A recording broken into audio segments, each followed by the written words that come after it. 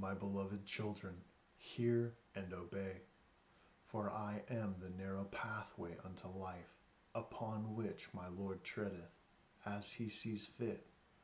I lay down my life out of love for my flock, so that love is multiplied within me and throughout my body. As a result, I am walked upon and tread down into fine dust, so that perhaps upon the soul of my Father I might be carried as a matured babe into eternity. For all creation is young in the eyes of the Lord. And this crushing by my Father of the young grapes shall mature into the new wine, to be poured out upon all the nations of all the earth.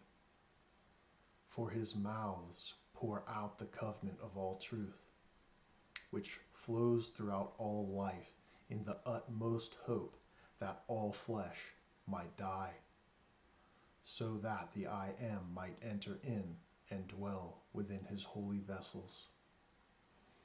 For I am dust, swayed by the current of Israel, in a devout love of good himself. Therefore I call you unto the only immortal standard.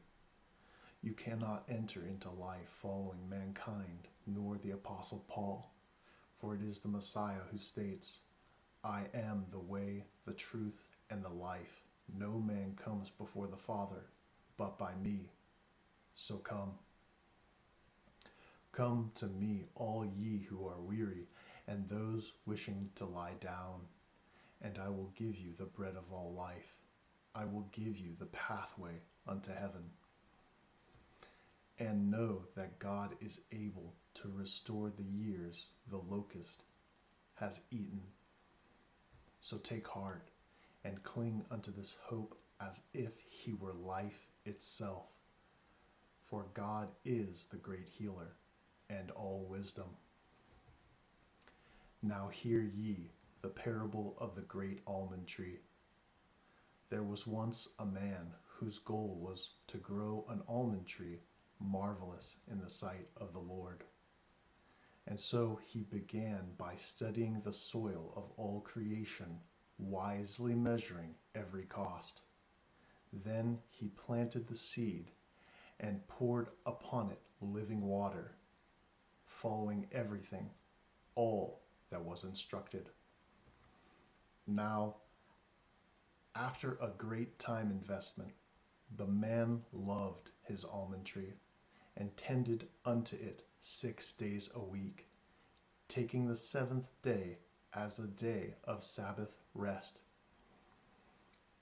As a result, out of such great love, first came the pink bud, then the flowering, and it grew mightily. Then, at last, the state of maturity produced other almonds, sprouting forth from its branches until there was a great multitude clothed in white blossoms, so that any of the heavenly things might come down and dwell there. And so, out of one man's genuine love stemmed enduring growth, multiplying into and through a vast many.